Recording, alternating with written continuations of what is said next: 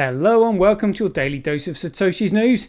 Today's day is Wednesday the 29th of April 2026, the year of Green Wicks and BSV Terranode in the mix. Branch your threads, expand your mind with treechat.ai or your post pot on chain. Let's see what we've got today. Again, some Bitcoin news to get through, some posts on my feed. Look at this. We've got a BSV Plaza that's just been created. We've got BSV Radar maps. This looks absolutely awesome. We've got a browser here, Hodos browser, I want to report on. BSV Association saying that now Claude and ChatGTP users can now discover your apps. That's in BSV Maps. Loving this. Look at this. The BTC conference looks like it's absolutely dying. There's hardly anyone there this year. So yeah, quite a bit to get through. We'll have a quick look at the figures and we'll finish with some 365 days of Bitcoin history. Right, let's get into it. Craig says he's Satoshi, like a cowboy in the West, riding on the blockchain that they call the very best. 1 million strong, them transactions flying free. He's a claim in his legacy, you'll surely see.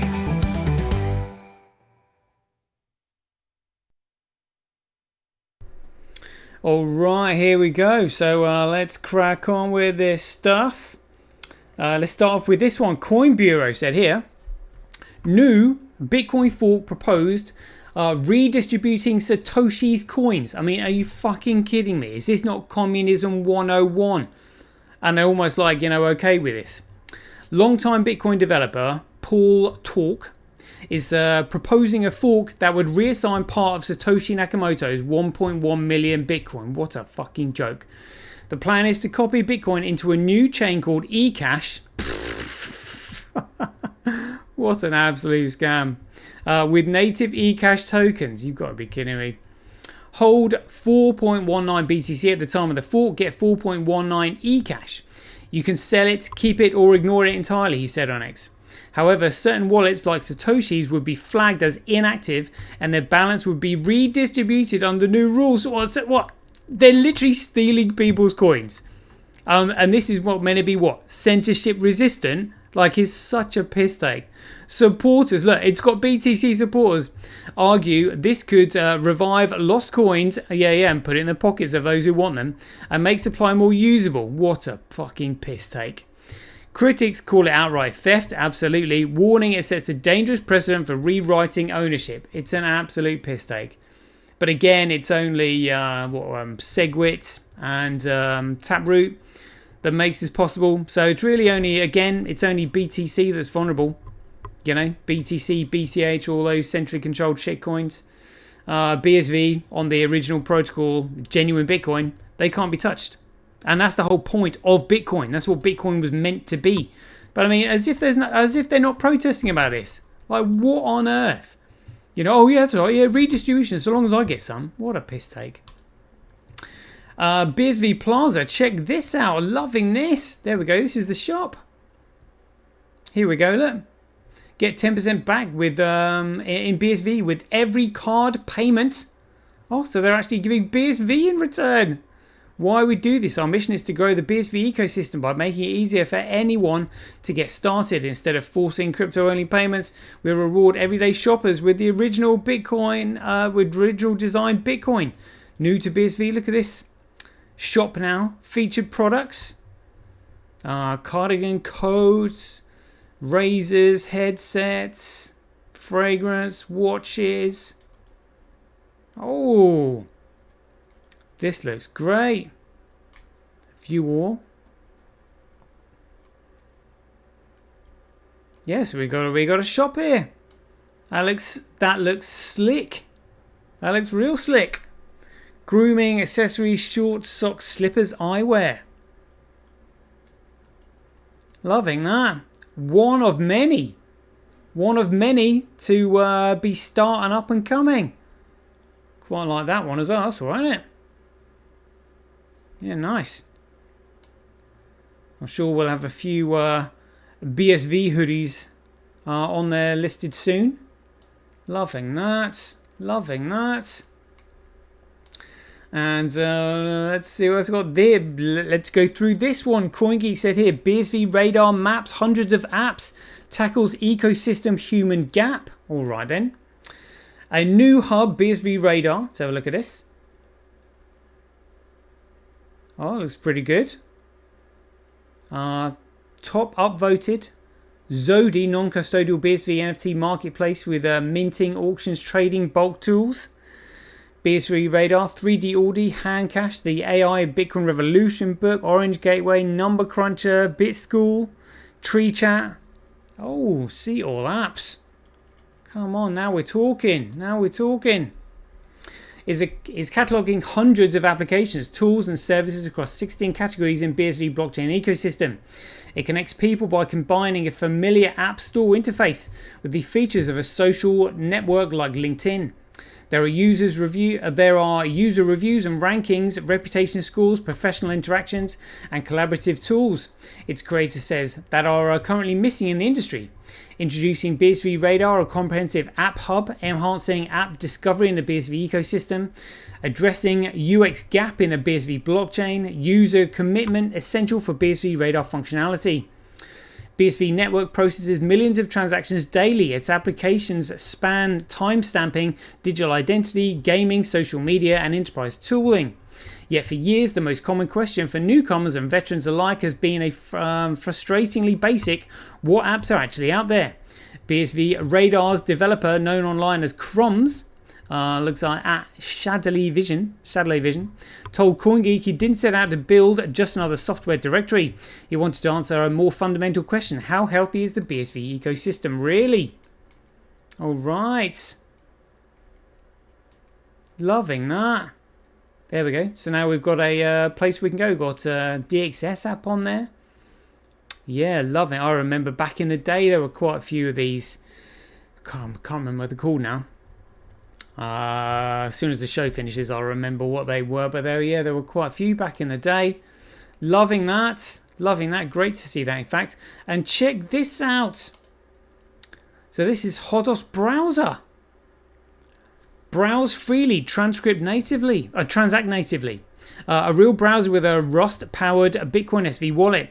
Your keys live in a completely separate process. No extension, no custodian, just native security.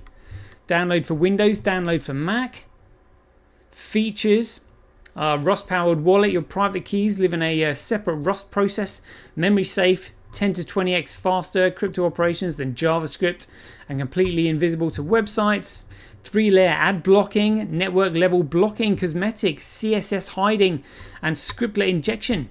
Same approach as a Brave and uBlock origin, faster page, less tracking.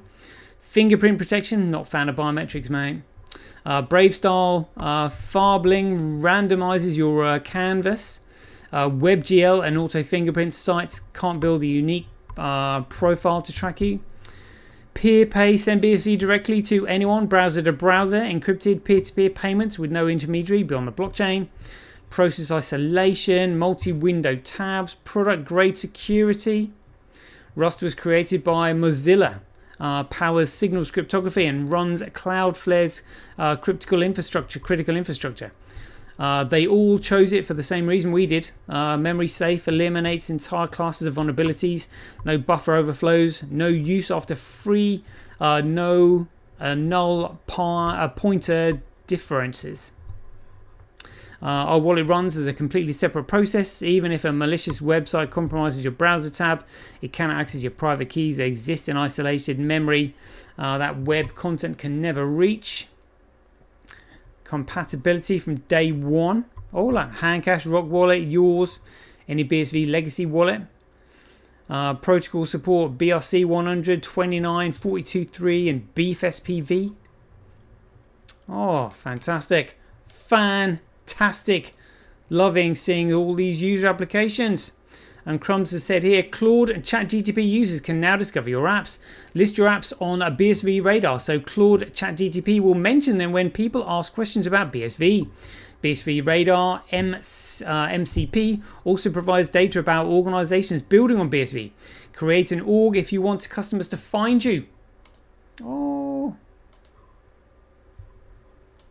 loving that. Loving that.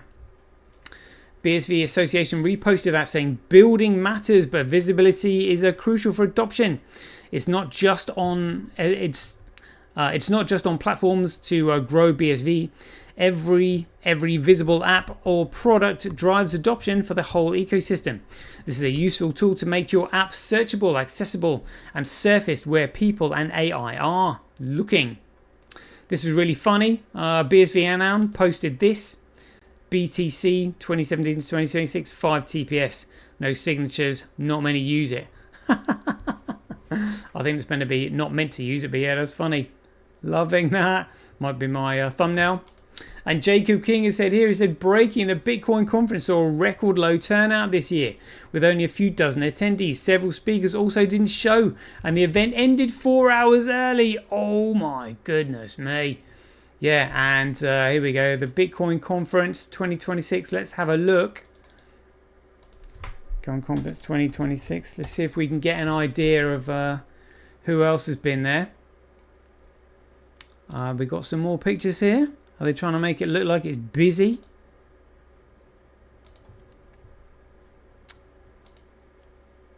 Yeah, there's a lot of empty seats there. A lot of people walking around. I think we had some XRP douchebags. Yeah, and there was hardly anybody there when speakers were talking, and that's why they always zoom in on stage, because they don't want people to see how how few people actually turned up. Oh, what's this?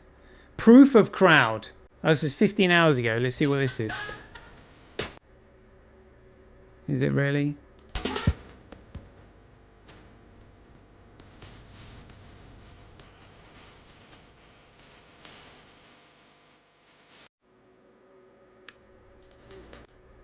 Did they go fast there because they were not wanting us to see empty chairs, maybe? Yeah, don't know too bad, maybe like because speakers like Michael Saylor on stage or something like that, but I think a lot of them, yeah, just like no one there really. Here we go. We'll put Las Vegas.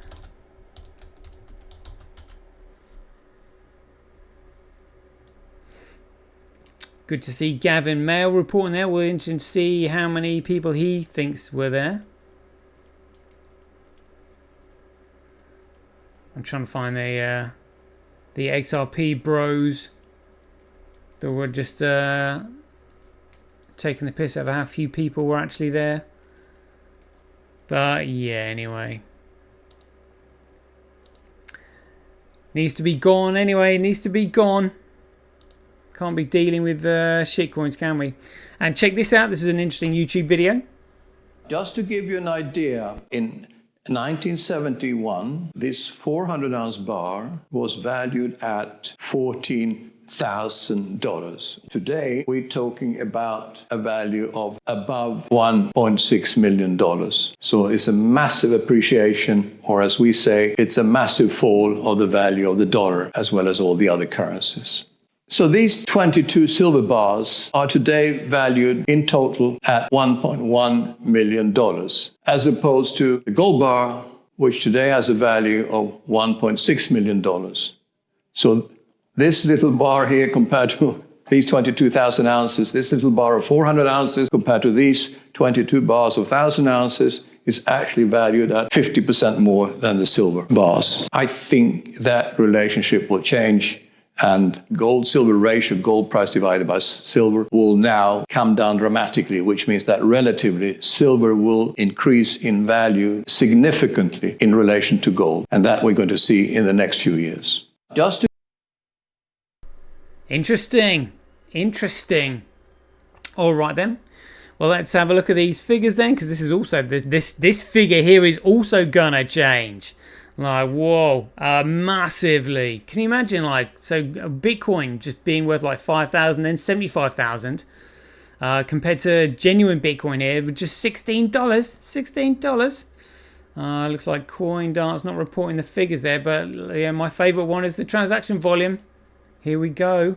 Where are we now? Look at that, 5.2 million transactions, representing 51.9% of the entire market. That is more than Ethereum, Gregcoin, and XRP and Litecoin combined, and Dogecoin that's probably in there as well. Look at that. Dogecoin, BCH, Litecoin, Ethereum, XRP, and the big dog. Smashing all of them. Smashing all of them. 5.2 million transactions. Let's have a look at mining stats just quickly. Yep, 5.2 million transactions confirmed. There we go. Mining stats, 24 hours. Tau with 26.9. QD Link 17.2. Q 15.1. Gorilla Pool 12.4. SA100 11.03. Molepool 6.9. Mining Dutch 6.2. Cryptex 2.7 and Gorilla Node 1.38. Interesting. All right. Let's have a quick look at the market. $2.4 trillion market. Great coin at $75,000. Price going up and down. Keep an eye on the charts on the right hand side. We'll find Bitcoin. Look at them. A lot of the charts looking very similar there. Very similar. $15.77. Absolutely scandalous. Absolutely scandalous. My goodness me. Some 365 days of Bitcoin history. Where are we now? April 29th. There we go. Oh. So, yeah, so we missed this one.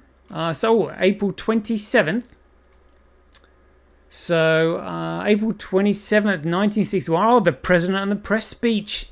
The Waldorf Astoria Hotel. This was a phenomenal speech. Let's have a quick listen. If you are awaiting a finding of clear and present danger, then I can only say that the danger has never been more clear, and its presence has never been more imminent. For we are opposed around the world by a monolithic and ruthless conspiracy that relies primarily on covert means for expanding its sphere of influence, on infiltration instead of invasion, on subversion instead of elections, on intimidation instead of free choice, on guerrillas by night instead of armies by day. It is a system which has conscripted vast human and material resources into the building of a tightly knit, highly efficient machine that combines military, diplomatic, intelligence, economic, scientific, and political operations. Its preparations are concealed, not published. Its mistakes are buried, not headlined. Its dissenters are silenced, not praised. No expenditure is questioned, no rumor is printed, no secret is revealed. It conducts the Cold War, in short, with a wartime discipline no democracy would ever hope or wish to match. I am not asking your newspapers to support an administration, but I am asking your help in the tremendous task of informing and alerting the American people.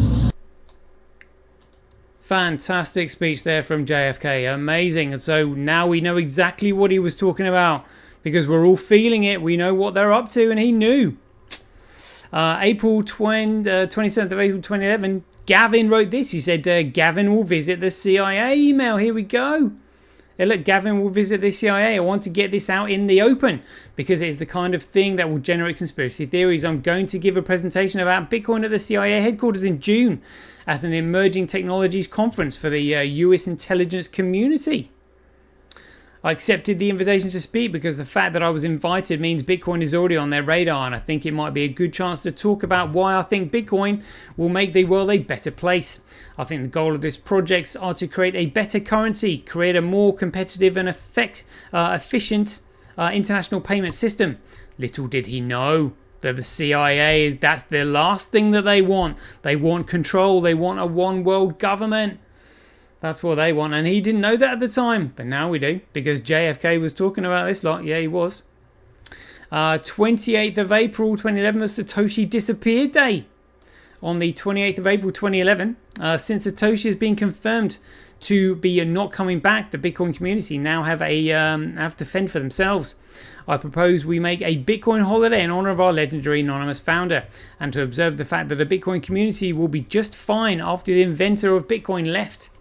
Even if Gavin is hit by the bus tomorrow, we can live. Well, you know, I think that day generally kind of like morphed into Bitcoin Pizza Day. That was more significant. May 22nd. 28th of April 2022, Goldman offers its first Bitcoin-backed loan in crypto push. Trying to get on the bandwagon there.